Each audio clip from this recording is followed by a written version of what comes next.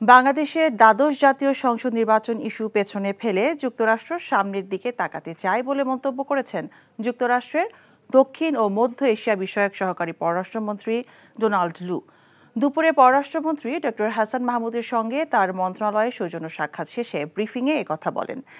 এদিকে ডোনাল্ড লুর সঙ্গে ফলপ্রসূ আলোচনা হয়েছে দাবি করে পররাষ্ট্রমন্ত্রী ডক্টর হাসান মাহমুদ জানিয়েছেন, দেশের অর্থনীতিকে শক্তিশালী করতে সহযোগিতা করতে চায় যুক্তরাষ্ট্র। একই সঙ্গে কিছু শর্ত সাপেক্ষে জিএসপি সুবিধা ফেরত দিতে যুক্তরাষ্ট্র সম্মত বলে জানান তিনি। রিপোর্ট করছেন জুনায়েদ আল হাবিব। বাংলাদেশের দ্বাদশ জাতীয় সংসদ নির্বাচন অবাধ, সুষ্ঠু ও নিরপেক্ষ করার লক্ষ্যে বেশ তৎপর ছিল যুক্তরাষ্ট্র।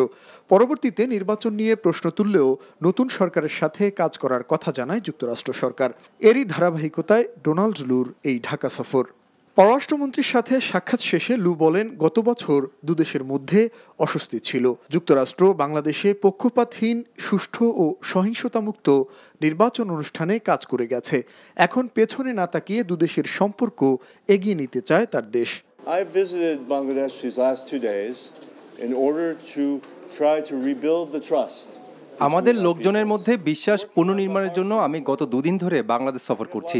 যুক্তরাষ্ট্র বাংলাদেশে অবাধ, সুষ্ঠু ও সহিংসতামুক্ত নির্বাচন অনুষ্ঠানের জন্য কঠোর পরিশ্রম করেছিল। আমরা সামনের দিকে তাকাতে চাই, পেছনের দিকে নয়। We want to build up the cooperation we have on positive issues.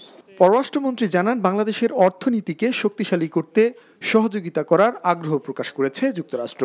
একই সঙ্গে জিএসপি সুবিধা ফিরিয়ে দেয়া, র্যাবের উপর নিষেধাজ্ঞা প্রত্যাহার সহ গুরুত্বপূর্ণ বিষয়ে দেশটির সহযোগিতার আশ্বাস পাওয়া গেছে। আমাদের বিজনেস বাস্কেটকে আরও ওয়াইডেন করার জন্য যেই জিএসপি ফ্যাসিলিটি আমরা আগে এনজয় করতাম, এখন করি না, সেটি তারা ফিরিয়ে দিতে চায়।